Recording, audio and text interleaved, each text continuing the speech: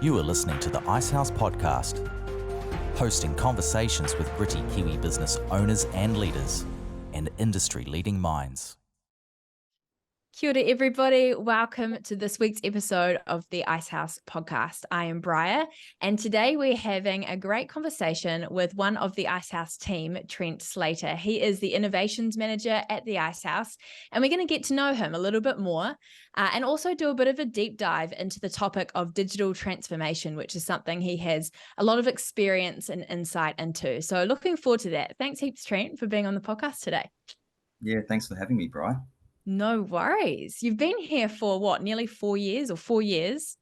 Yep, actually 4 years now. Yeah. Wow, yeah, 4 years. And so it's about time we got to know you more. But no, those listening or tuning in, watching, I'm sure Trent is somewhat of a familiar face, having spoken on things like digital transformation and that in the past, but thought it was a cool opportunity to get to know you a bit more and your career experience, and then diving again into that topic because it's such an important one for our SME owners. But we're going to start with this question. Who is Trent and what are you passionate about?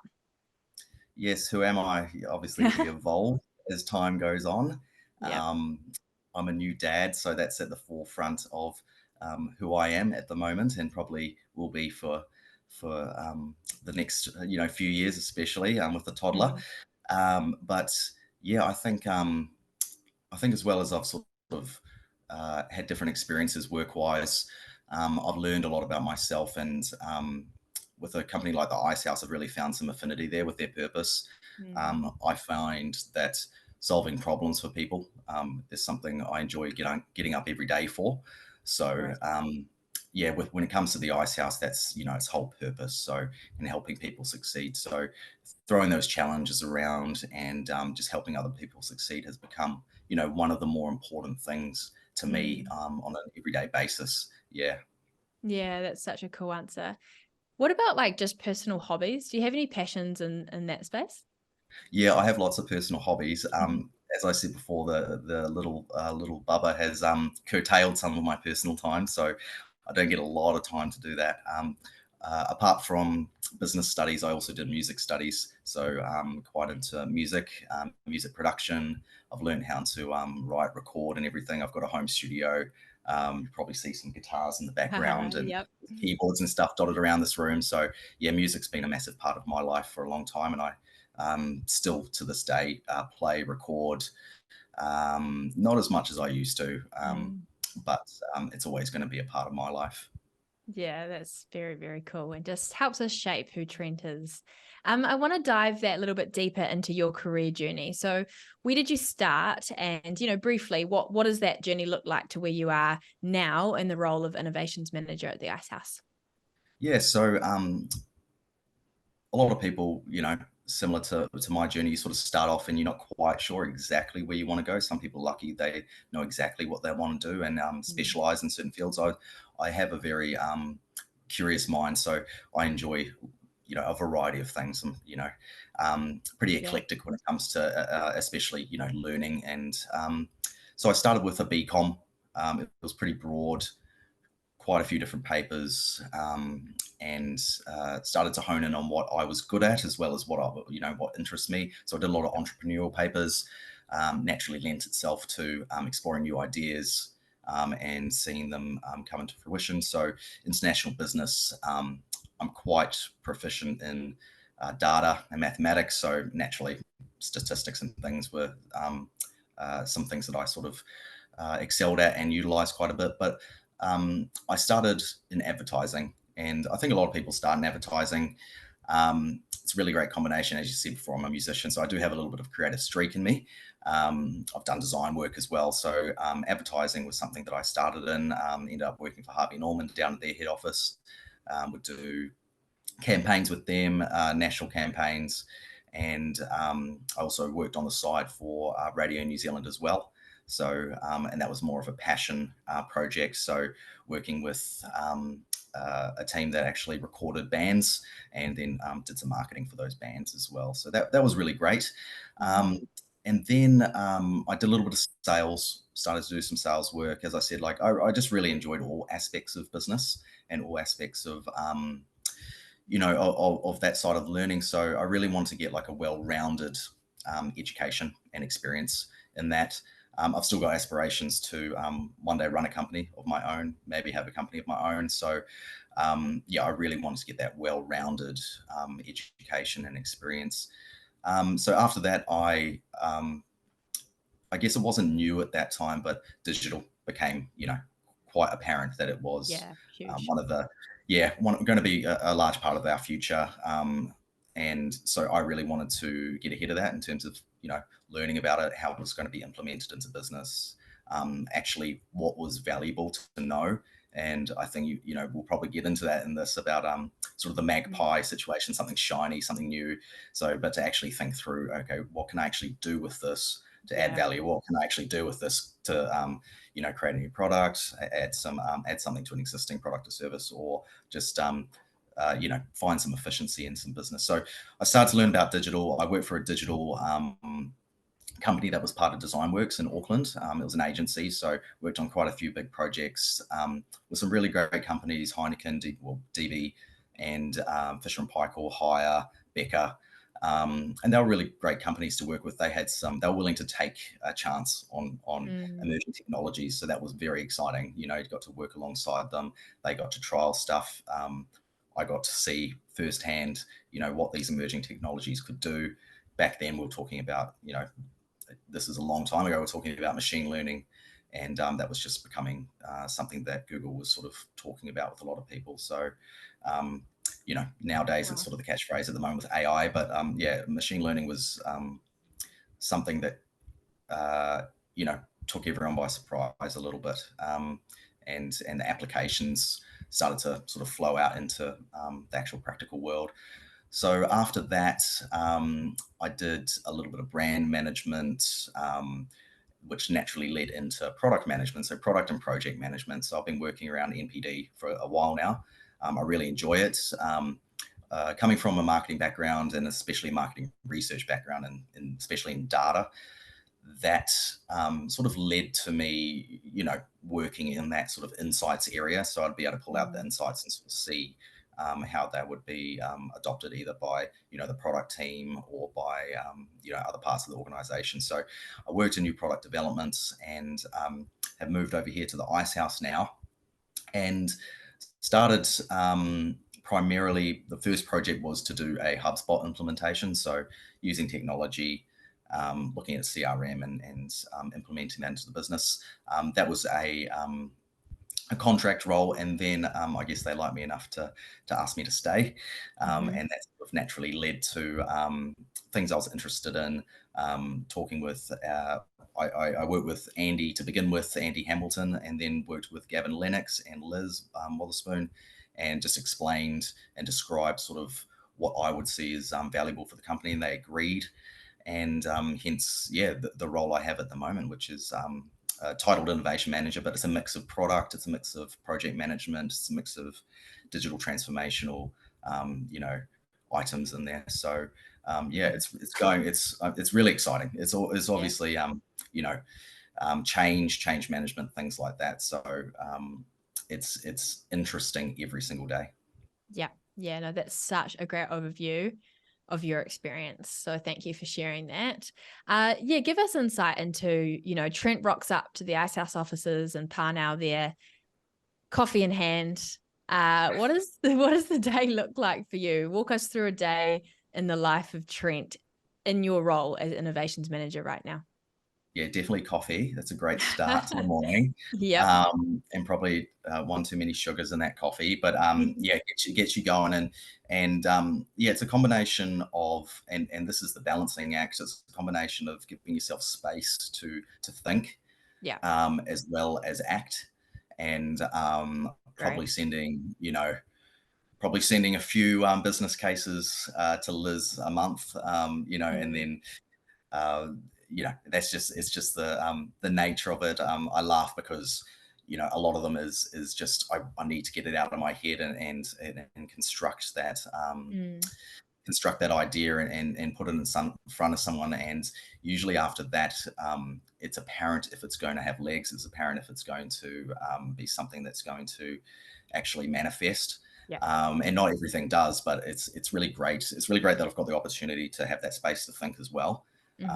So yeah, it's a really great combination of looking at what the business objectives are and trying to find ways that maybe I can add value, especially in the digital space. Yeah, absolutely. No, that's very cool. I want to mix things up a bit. What is one thing you wish you knew when you began your career? Probably everything that I know now, right? Yeah. Yeah. That's a very logical answer. Yeah, that's very Yeah, true. exactly. Yeah, I'm trying to think through. I think probably like, everything's a journey, but I'm enjoying what I do now. And probably, when I started my career, it would have been great to understand that about myself a little bit earlier, to Yeah, get I get that. onto that path. That's probably the only thing. But at the end of the day, it's a journey, and you have to go through those experiences to find out what you do like, what you don't like, what you're passionate about. So that part I know is a journey. But yeah, if you could cut straight to it, that might have saved a few detours along the way.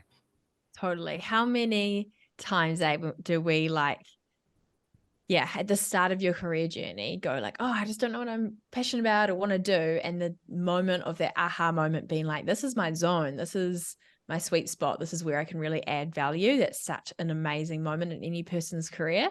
So it was a very good answer in terms of it'd just be good to know that from the start. But yeah, Exactly. like you said, you got to go through the journey, to learn what your weaknesses are, strengths, what you want to do. Yeah, it's a good answer. Yeah, and I don't think it's like as specific as like a task or something like that. I think that's what sort of triggers in your head is like, I'm not going to get up every day and do this specific thing, but it's more about, I guess, the environment that you're in, the people that you're around, the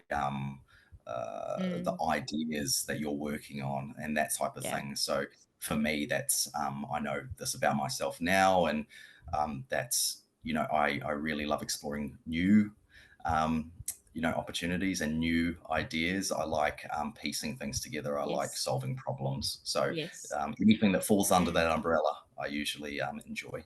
Yeah, for sure. And your role, like you said, what a day in the life of you looks like. Your role definitely drives forward those big initiatives and big new ideas, right? So yeah, it's very valuable. Can you unpack for us what is digital transformation and why is it important for business?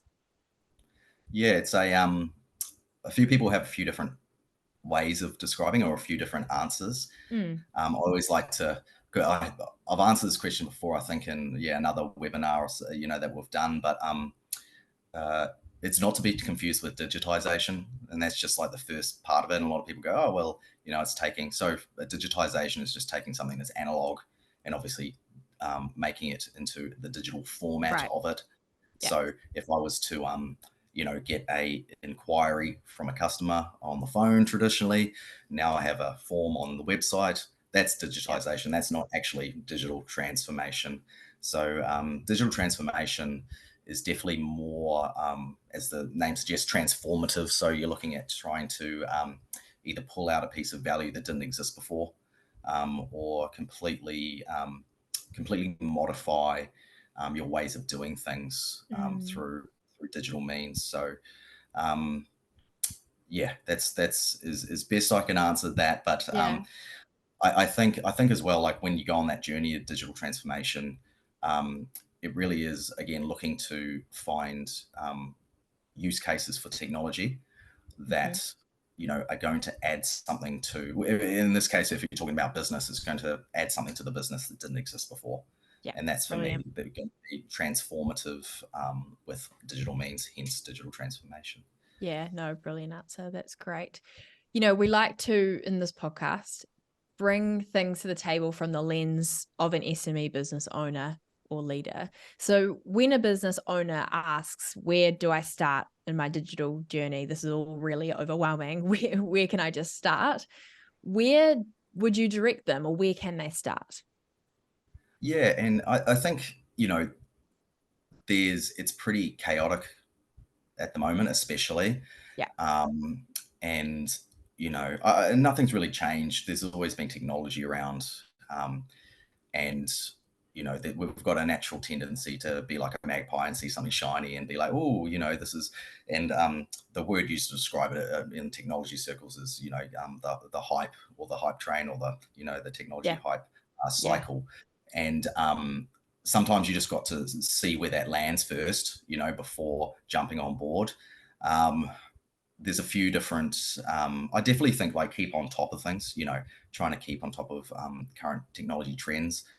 I was talking to someone the other day around what are those triggers for, looking at implementing into the business. Some things are forced upon you in the form of regulation. So when it comes to, like, financial institutes or something like that, obviously cybersecurity, and those type of things are going to be paramount for them.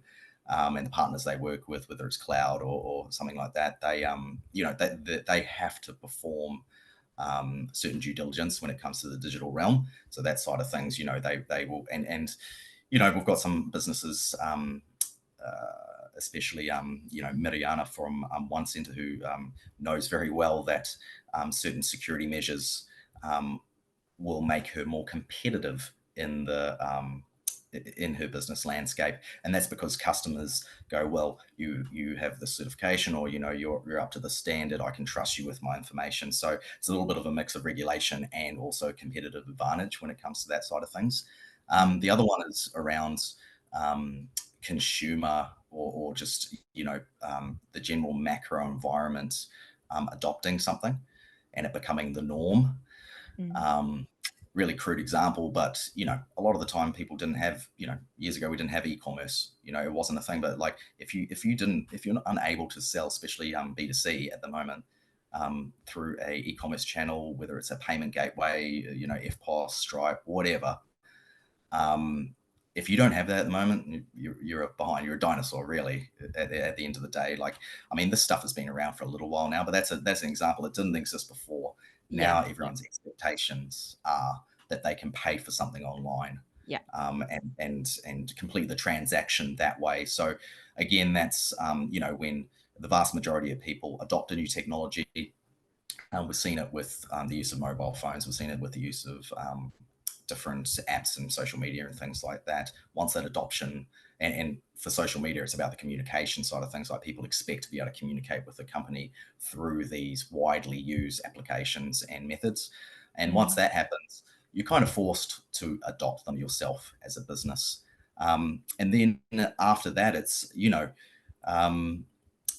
it's just looking for that piece of advantage, really, whether it's a strategic advantage, competitive advantage, whatever it is. I think looking at your business objectives, and then looking backwards and saying, well, what do we want to do? Like, what do we want to actually achieve? And potentially just keeping your eyes out for whether there's a piece of technology that may be able to provide that solution, or part of a solution, or get you a long way towards that. I mean, it always starts with the business objective. You have to look backwards from there. You don't want to be just chucking in random technologies into your business. You can absolutely upset your entire organization. It can start to affect you on the top and bottom lines, especially when you're paying a whole heap of money for these services that maybe you just don't use, or it's actually making things worse. But yeah, I mean, there's really good resources out there. Digital Boost is one that's got rolled out recently. It's for lack of a better term, it's targeted at just understanding the principles. It's not too technical. So that's a great place to start. And then podcasts and things as well, tech podcasts and things like that. But call us up as well, the Icehouse. Yeah, totally. And if there's something specific as well, like, we have corporate partners as well. AWS, One New Zealand, people like that, when it comes to specific requirements. If it's going to be communications and you need to make sure your team is all over the country, needs to have a really unified communication structure, then someone like a telecommunications company can probably provide something like that. When it comes to needing to provide security, or trying to deploy software or across all the different locations, then AWS, a cloud provider, would be really great for that. And then you get if you go to export or go and play in other markets, then Xero and other companies like that are really important, because when it comes to doing business in other countries, you've got to worry about tax, all the different regulations and stuff. So you will need someone to help you out with that. So just thinking about what the business case is or what that problem is, and then working it backwards to maybe what that technology could be to solve it. Yeah, no, great. Yeah, solving the problem, connecting it to the business objectives, digital boost, great idea. And then also connecting with partners or people like the organizations like the Icehouse or partners that can help implement some of those things and start forming a strategy. Love it. Awesome, Trent. Thank you for those nuggets of gold. I want to hear from you. What are digital emerging trends that personally interest you the most? Yeah, even though I said don't be a magpie, I mean, it's hard to ignore some things. Exactly. Like Gen AI and Chat GPT and stuff like that. I'm exploring it at the moment in the context of this business and other businesses. It's the most adopted technology, the fastest adopted technology in the world. Wow. So there's a graph somewhere, but we had Facebook and Instagram and Twitter and TikTok, and it was per million users, how quickly they adopted. And I think TikTok was got to 100 million users in 3 months or something, and I think OpenAI's ChatGPT got to 100 million users in about a month. So it's impossible to ignore that stuff. It's for sure. But if anyone's used it before, they'll know the limitations of it. It's gonna come, and it's going to work in with our everyday lives and business lives as well. How that is, we'll have to wait and see. It's still a little while away from being incorporated and adopted in a way that's completely replacing what we've done at the moment. Right now, it's just working alongside us. And I think that's a great place to be. Anything that's going to improve efficiency is really handy. And then, some other things that are important to me, especially around regulation and things like that. Being responsible in terms of technology is super important to me. You've heard lots and lots of different statistics around social media and stuff like that, and unfortunate statistics around mental health, and even things that are worse than that, especially from demographics such as young girls and large users of those groups. And I've just had a little girl myself, and that's on top of my mind. How we're going to navigate that stuff. I'm pretty passionate about responsible use of technology, and that goes all the way back to the people sitting in Silicon Valley. Not that I have a great deal of say in what they do, but it's just something that I always keep abreast of in terms of what we deem appropriate in society. At the moment, it's a little bit still the Wild West. People are able to make these calls that are affecting hundreds of millions of people. And, when it comes to machine learning and things like that, it's very powerful. The rate of compute and the power of compute has times 50 in the last 10 years. So when it's a human with human flaws and human natural tendencies versus supercomputer that knows everything about you, at the moment you're in a losing battle. You're not going to win that one. And even though you think you have agency over yourself, unfortunately it's been proven, especially over the last few years, that that's not actually the case when this technology is deployed in a way that can be detrimental to individuals' health, physically and mentally. Those type of things, overarching technology is just really important to me. I'm always going to probably lean towards responsible use and responsible design, especially. And there's lots of things happening especially over in the States. You'll see some regulation come in soon across different things, and I know our Prime Minister at the time did put in some things around what can be posted in social media, and so anything like that's going to be really, really helpful for us moving forward. And Yeah, for sure. and an extension to that privacy and all that is good to keep on top of. So I think we should all be conscious of it, put it that way, because at the end of the day, we're the ones interacting with it, so we need to make sure that everyone's comfortable with using it. But it's not all doom and gloom. I do enjoy the fun stuff. I do like chucking stuff into ChatGPT. I do enjoy all the other tools that are available there. It's pretty fun, and it's a crazy time at the moment in technology and pretty exciting. Yeah, no, brilliant answer. And yeah, you're so right. Ethical digital transformation is very important, and it's something we need to think about. You reminded me, must have been on the news or something. Someone said on there, I'm not concerned about AI, I'm concerned about HS, human stupidity, when using AI. And that really I really perked up at that, going, oh yeah, so true. It's not always AI, but it's the people that are using AI and for what reason, right? So I completely understand where you're coming from in terms of that being on your mind. Being a thought leader in the space, it's definitely something we all need to be thinking about. But yes, so right that AI can bring some incredible productivity benefits to business owners and leaders as well of SMEs. So yeah, very cool to hear. Sort of in the similar strain of thought, when you think about data, like data is such a huge thing as a business owner. What role does it play, and how can companies leverage data effectively for that digital transformation space? I think, speaking with a lot of SME owners, people don't realize what they're actually sitting on. And I mean, it might sound cliche at the moment, but data is very valuable, and I think they've even quantified a value for it, and it's just more valuable per whatever than oil.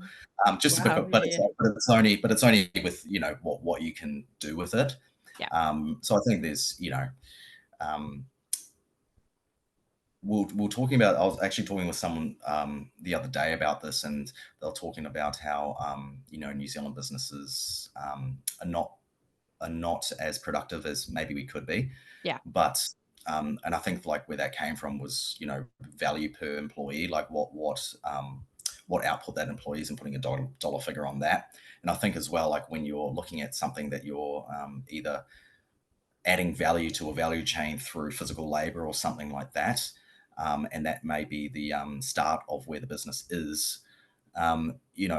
Every single interaction is going to cause a data point if you so choose to capture it. And a lot of people do, they capture these things, but okay, what are you actually going to do with that? And I think that's again there's no quick answer, because every instance is different, every business is different. But you could transition, for instance, where a lot of your value is made through the physical labor, through to years of doing that. Then you understand maybe through some data how you're going to be more efficient, or there's some IP that you've learned through your journey, and it's about transferring that into value of its own.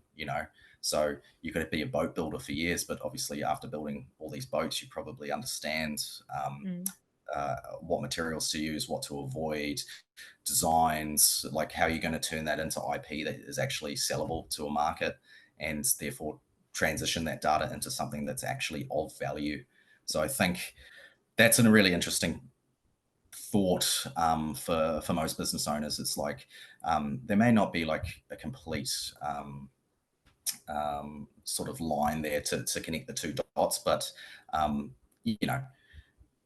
if you don't have a CRM, get a CRM. Yeah, great. Even though the acronyms, talking about customers, but I think in general, just capturing data, just capturing customer interactions and things like that. And then, you can start to take some time and think through some use cases, whether it's, how can we be more efficient? At least, that data can actually inform some of those decisions. Maybe, like I said, you've got some IP, you've got some gold there that just no one else has, because you've been doing something for 10, 20 years. And someone entering the market's just not going to have that knowledge. Yeah. So, operationalizing that into something that's either, adding value to an existing product or service that you sell, or creating something completely new of its own. Like I said, you may not have sold designs of boats before, but heck, you've got a lot of them. So maybe, maybe you can now look to transition into a design company or part of a design company, as well as like a boat building company, just as a crude example. So I think it's about collection, and then looking through just, what's possible after that. Yeah, no, that's very cool. Sort of rounding off this discussion of digital transformation for SMEs, what is one tip that you would give, marketing, sales, teams with digital influence within SMEs? I think it's both. I think like the number one thing I've learned, obviously, in change management is adoption's hard. Yeah. Um, it's a really, that's the hardest part. The technology itself's not that hard. Finding ROI is not that hard in something, Yeah. but when people are using it day to day, you need to make sure that, one, it connects with them, and they're seeing value out of it, and that you keep them in the loop when it comes to implementing it into the business or into parts of the organization. But I think it works both on both hands. I think, as leaders, we need to make sure that you do include people in that discovery session, and then through to implementation, like make sure that they're part of that and they feel part of that. So like, that change is actually going to be adopted, and you're actually going to see the change that you wanted, and see Yes, the results come from it. But at the same time, I think, like, as in, any staff or any employees, don't be adverse to it. Just be curious, because a lot of the time, like, I've seen it so many times, people say, oh, and months later, oh, it's much better, and it's just to have both sides of the equation, have the attitude on both sides. Look, Totally. I'll give it a go. And also, as a leader, you're not going to just be a directive, oh, you have to do it this way now. Just, I'd like to explain to you why it's better. I'd like you to be part of this. I'd like you to tell me, what works, and work together. So I think it's that combination where I've seen the best results. And I think, despite what technology, what you're actually trying to achieve, it's always the human part that is the most imperative when making that change. For sure. Yeah. No, that's a good point, that change management is such a big part of digital transformation, and leading with the why, not always just the what, is very helpful within change management. So that's very great. I've got this last big question, and then we'll finish with some fun quick fire. Who has been someone for you personally that has been influential in your career journey? Yeah, I've had quite a few good leaders. Initially, I learned a lot at Harvey Norman from Waddy, the general manager there, general manager of Harvey Norman New Zealand. Really good business mind, very pragmatic, very strategic. I saw the results from the things that he had put into place, and I've always taken those. I was sort of like a fly on the wall. I was a junior at the organization, but really did realize, like, some of the things that he was doing were were bearing fruit. So I've always packed those in the back of my mind, just from a general way of running a successful business, and especially in this interaction with competition, and how he interacted with that. And he found ways to work with people to make sure the market was really stable, make sure the market was fruitful for everyone, but also really made the most of it for the business he was working for. So that was really great. And then Matt, the CEO at Union Digital and Design Works, he was the first one to sort of bring me into, I guess, an innovation officer style role. Like, so he was really the focal point of that business, and large clients would come to him for the design phase. And, after a while, he brought me into those meetings, and I got to sort of experience that, and experience, really working on those frameworks of taking an idea or taking a problem and taking it through a design phase into something that was actually implemented, especially from a technology standpoint. So there were some really great learnings from those two individuals. Yeah, it's cool. And I love asking this question because it just shows, like, the power of community and just supporting others, like opening doors for other people in their careers and how that can then lead to where you are and then who you can impact, in their career. And yeah, it's just always interesting to hear. So yeah, thanks for sharing that. It's great. Want to finish with some fun quick fire, like I said. First one, book or podcast that you recommend? My number one podcast is Your Undivided Attention. Oh, It's a technology podcast. Tristan Harris and Asa Raskin, who the thing they're most famous for is they did the documentary that many people have seen on Netflix called The Social Dilemma. yeah, huge. It was sort of like a dramatization story along with some factual stuff. So they actually run a podcast called Your Undivided Attention. And Cool. if you want to keep up with the state of technology, and they get some really great guests on when it comes to, I think I just listened to a couple recently. They had ex-founder of DeepMind, one of the first AI companies. He's got a really interesting perspective on now and the future. He's one of the founders of AI, looking huge. at Gene AI. So, and I can't remember who acquired the company, but it was either Microsoft or Google. Might have been Google. Things about regulation and everything in between. So it's really, really interesting stuff. So technology-wise, Your Undivided Attention is my go-to. Brilliant recommendation. Best app or digital tool that you would recommend people use? You can only pick one, Trent. It's like, what do you use every single day? I mean, there's some good ones out there, isn't there? Oh man, that's a tricky one. So I use quite a few. Okay, rattle off a few that you use. Yeah, well, I'll just it's again, I don't want to be the magpie person, but let's just say if you haven't played around with ChatGPT, like just have a play around. Good call. Yeah. Just it's gonna be there in your face at some point. So you might as well get on board and just have a look around and see what it can do. Pretty powerful stuff. Large learning models. There's lots of different variations, but that one's got a really great interface. So give it a go. It's a lot of fun. Ask it what to eat for dinner tonight. Save yourself some brain power. Yeah, it's very true. We have used it for recipes in this household and it has been very helpful. So yeah, for sure. A bit more of a general lifestyle question. Favorite place in the world?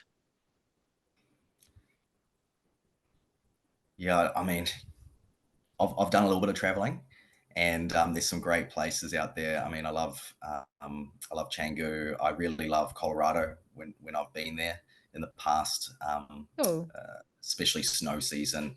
Those towns, Breckenridge, it's like a fairy tale. It's literally like a fairy tale. It's crazy. So if you haven't seen any pictures of Breckenridge in Colorado at their winter time, Christmas, it's basically out of Disney. And then I've got a really, I don't know why, but because I live out west. I live in the west of Auckland, so lots of black sand beaches and stuff like that, but I can't go past the east coast beaches of New Zealand. They're just amazing. So if you go out past Beachlands especially, it's definitely formed a special feeling for me. So I really enjoy going out there. Yeah, totally agree. One guest for dinner, who would it be? Yeah, it's like, what type of dinner do you want? Do you want a little bit of a debate? Do you want to be entertained? Like, it's crazy. I'd love to invite people, have like, good old debate. Yeah, sitting around the round table and getting some whiskeys out or something like that. And I mean, it's a little bit divisive, but not for me. I really enjoy listening to Jordan Peterson and the way he thinks, modern philosophy, things like that. Can be a bit much for some people, but I really like to have a conversation with him.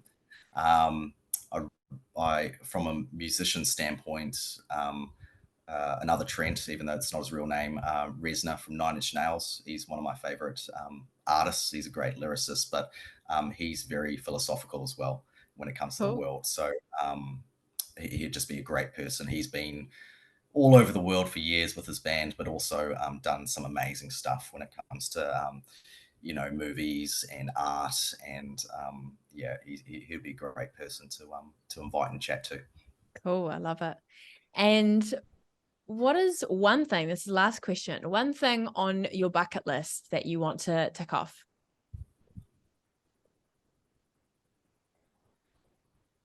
I think it would be amazing to go to space.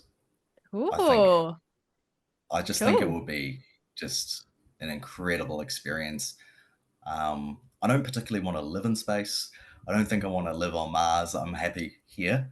But I think I just think that is the ultimate at the moment, the ultimate experience. It's just so foreign to everything that we experience here. So that will be a pretty crazy thing to do. Wow, that is a really good answer. That's very cool. Well, this conversation has definitely shaped, who you are and the role that you have at the Icehouse, the value you bring to the organization. So thank you so much for the answers to these questions. I definitely think they were very practical in the way a business owner could listen to this, or a leader within a business could listen to this and go, actually, yes, I know where to start, or I know the value of digital transformation, and also just getting to know you a little bit more. So thank you heaps, Trent, for your time and for being on the Icehouse podcast. Thank you so much. Yeah, I'm glad to be of help, and I like to try and keep it pretty practical, because it can get into the into the what ifs and out into the either of the technology, but I like to try and keep it a little bit pragmatic. So no worries. Totally, you did just that. Awesome.